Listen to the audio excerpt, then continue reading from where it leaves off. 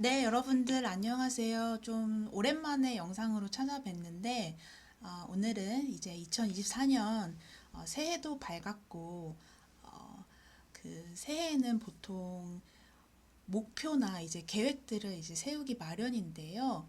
그 부분과 관련돼서 오늘은 제가 조금 도움을 조금 드릴 수 있을 만한 영상을 좀 찍어 보고자 합니다. 네. 먼저 좀 서두에는 요즘에 좀 부쩍 늘어났어요. ESG 관련 업무를 희망하시는 분들이 저한테 쪽지나 뭐 메일이나 뭐 메시지로 좀 많이 문의를 하고 계시는데 그분들에게 이제 좀 처음에 직무 마인드셋을 좀 갖춰드릴 수 있는 부분을 한 큰 줄기를 잡고 두 번째는 이제 어느 분야에나 좀 통용될 수 있는 원칙인 이제 학습의 중요성이 있습니다. 이 학습인데 학습 중에서도 지속적인 학습이 중요하겠죠. 그래서 그 지속적인 학습을 좀 도와줄 수 있을 자기계발 서적 책 두 권을 여러분께 좀 소개를 해드리고자 합니다. 그래서 그럼 먼저 요즘에 좀 저에게도 제가 좀 피부로도 와닿는 부분인데 ESG 관련 업무를 희망하시는 분들께 좀 직무 마인드셋을 갖출 수 있는 부분을 먼저 설명을 드리도록 하겠습니다. 네, 먼저 그 ESG는 어디서든 통할 수가 있습니다. 이게 이제 어떤 의미냐면 조금만 뒤에 부분을 다시 설명드릴게요. 먼저 이제 ESG의 주된 목적은 사실 단순히 착한 기업을 가려내는 것에만 국한되지 않습니다. ESG는 사실 이제 현대 사회에서는 불확실성이 너무 높아져 가고 있죠. 기업도 그렇고 개인도 그렇고. 하지만 이제 기업에게는 사실 기업이 제일 싫어하는 거는 불확실성이거든요. 리스크이고. 이제 이런 불확실성이나 리스크를 이제 줄여가야 되는데 거기에서 도와줄 수 있는 것이 바로 ESG라는 것이지요.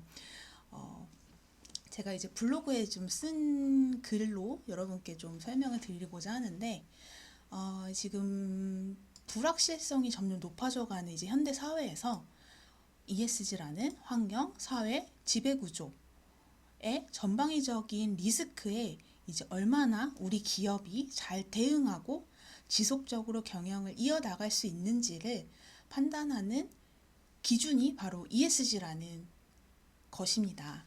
그래서 다시 말해서 ESG는 이 기업이 다양한 리스크에 얼마나 잘 대응하고 그리고 잘 헤쳐나갈 수 있는지를 파악할 수 있는 기준이 되는 것이고요. 그리고 그러한 지속 가능 경영을 가능하게 만들어주는 하나의 경영관리 툴이라고 생각하시면 좋을 것 같아요.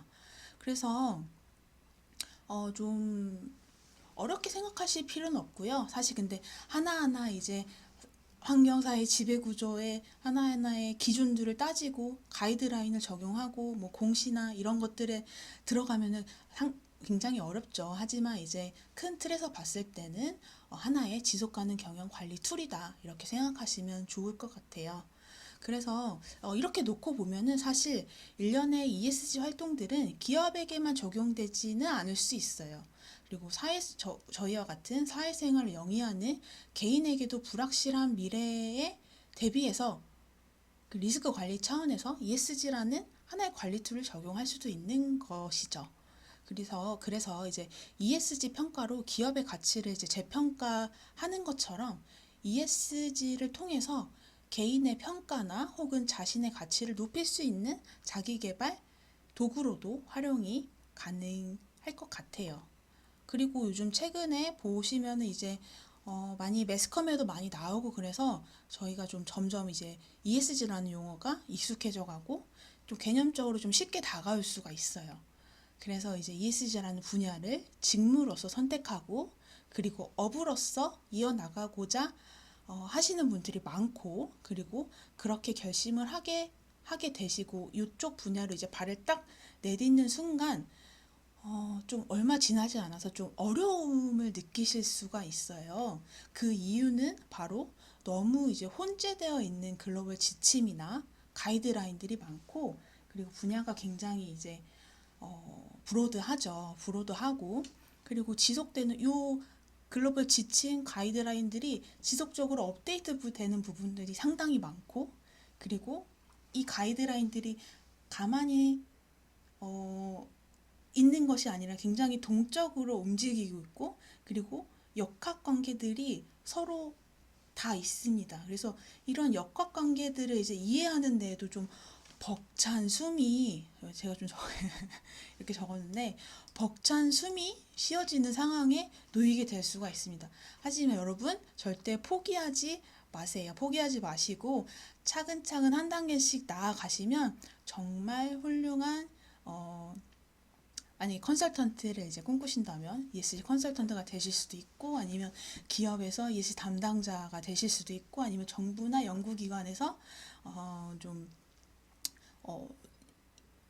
사실 이쪽 분야가 굉장히 앞으로 해야 될 분야들이 많거든요.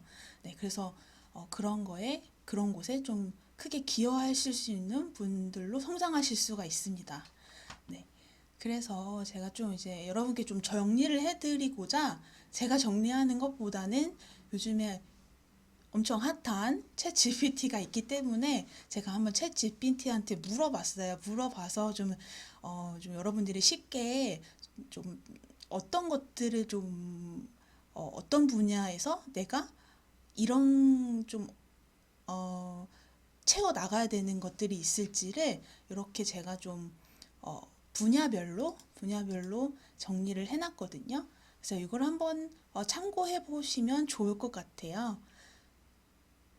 그래서 하나 좀 보시면은 이쪽에 이제 글로벌 가이드라인 어떤 것들이 이제 글로벌 가이드라인별로 내가 이제 학습해야 될 부분이 어떤 게 있는지 좀 찾아볼 수도 있고, 아니면은 이제 면접이나 뭐 자소서를 앞두고 계시는 분들은 요 스킬이나 자격 요건들에 대해서 내가 어떤 좀 경험이 있었는지 좀 끼워 맞춰 줄 수 있는 부분들이 있으실 거고요. 네, 그래서 요 표를 한번 나중에 참고를 해보시면 좋을 것 같습니다.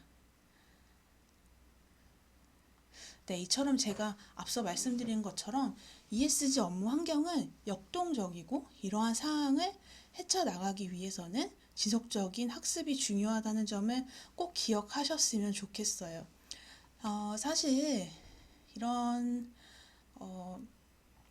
앞서 보면 굉장히 이제 복잡해 보이지만 하나하나 차근차근 단계적으로 발판을 잡고 올라가면은 나중에는 아래 우리가 이제 등산을 하는 것과 마찬가지라고 생각하시면 될 것 같아요. 그래서 이제 너무 어렵게 이렇게 한 단계 한 단계 가서 정상에 가면은 그 밑에 있는 풍경들이 다 눈에 보이는 것처럼 여러분들도 1년, 2년, 3년 지나고 나면은 이런 관계들이 있구나. 이거는 이제 내가 업무할 때 여기에 좀 접목하면 되겠구나라는 눈이 딱 떠지는 시기가 오실 겁니다. 그러기 위해서는 지속적인 학습이 중요하고요. 사실 이런 학습은 어디에 어느 분야나 다 통용될 수 있는 제1의 원칙이라고 저는 생각을 해요. 그리고 누구나 알고 있고요, 사실. 근데 하지만 강력한 의지나 이제 마인드셋 없이는 지속하기는 상당히 어려운 부분이죠. 그래서 제가 한번 그 챗GPT한테 물어봤어요. 나는 한국인인데 영어를 잘 듣기 위해서는 어떻게 해야 될까라고 물어봤더니 챗GPT가 또 굉장히 똑똑하니까 막 이렇게 엄청 긴 이제 글로서 저한테 막 훈수를 더 넣어주고 있는데, 보면은 뭐 자막과 함께 영화나 TV 프로그램 보세요. 아니면 영어 음악을 들으세요. 아니면 팟캐스트나 오디오북을 들으세요. 막 이렇게 쭉 얘기를 해줬어요. 그리고 언제나 챗GPT는 마지막에 항상 정리해주는 내용이 있죠. 여기 보면은 영어 듣기 실력을 향상하려면 시간과 연습이 필요하다는 것을 기억하세요. 인내심을 갖고 최대한 영어에 노출되도록 노력하세요.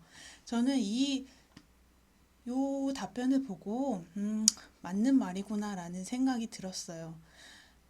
우리가 영어라는 언어를 배우기 위해서도 시간과 연습이 필요하고 최대한 영어에 노출되어야지 저희가 배울 수가 있잖아요.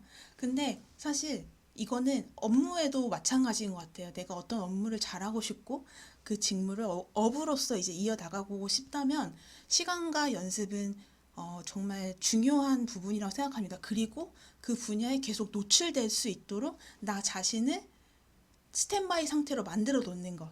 그것이 중요할 것 같아요. 그래서 제가 다음 영상에서는 그런 마인드셋을 갖출 수 있도록 도와주는 책 두 권을 여러분께 소개시켜 드리도록 하겠습니다. 네, 오늘 이번 영상은 여기서 마치도록 하겠습니다. 감사합니다.